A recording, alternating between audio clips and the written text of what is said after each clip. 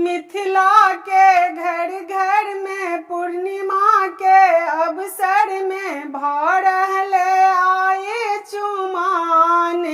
सगरो बटा रहल छै मखान। मिथिला के घर घर में पूर्णिमा के अवसर में भऽ रहल आए चुमान। सगरो बटा रहल छै मखान। शरद ऋतु केर पूनम चान, अनुपम लागे आजू सोहान। शरद ऋतु केर पूनम चान, अनुपम लागे आजू सोहान। भरि गामक भेलै जुटान, भरि गामक भेलै जुटान। सगरो बटा रहल देखू मखान। मिथिला के घर घर में पूर्णिमा के अवसर में भऽ रहल आए चुमान। सगरो बटा रहल छै मखान। सगरो बटा रहल छै मखान।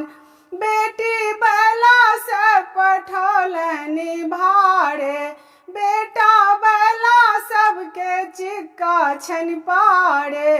बेटी बैला सब पठौलनि भारे, बेटा बैला सबके चिक्का छनि पारे।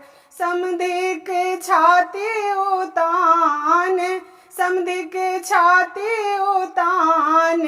सगरो बटा रहल देखू मखान। सगरो बटा रहल देखू मखान।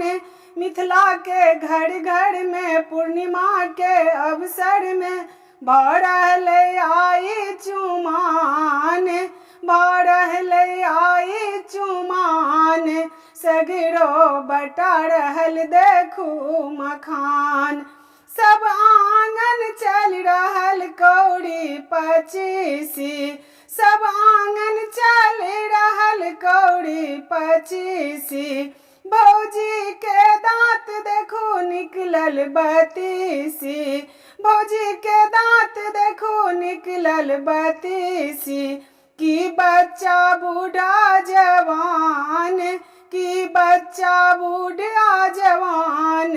सगरो बटा रहल देखू मखान।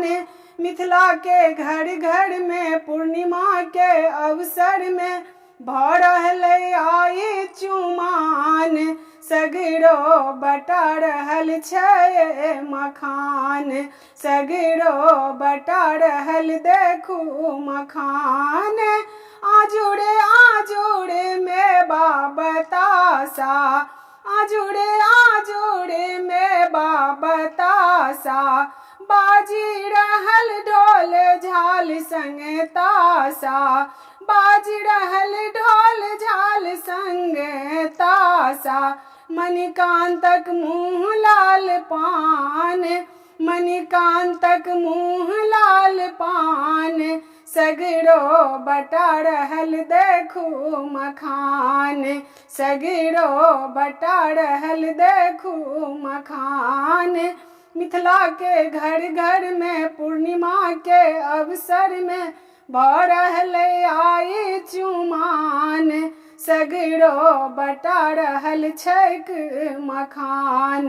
सगरो बटा रहल छैक मखान। सगरो बटा रहल छैक मखान।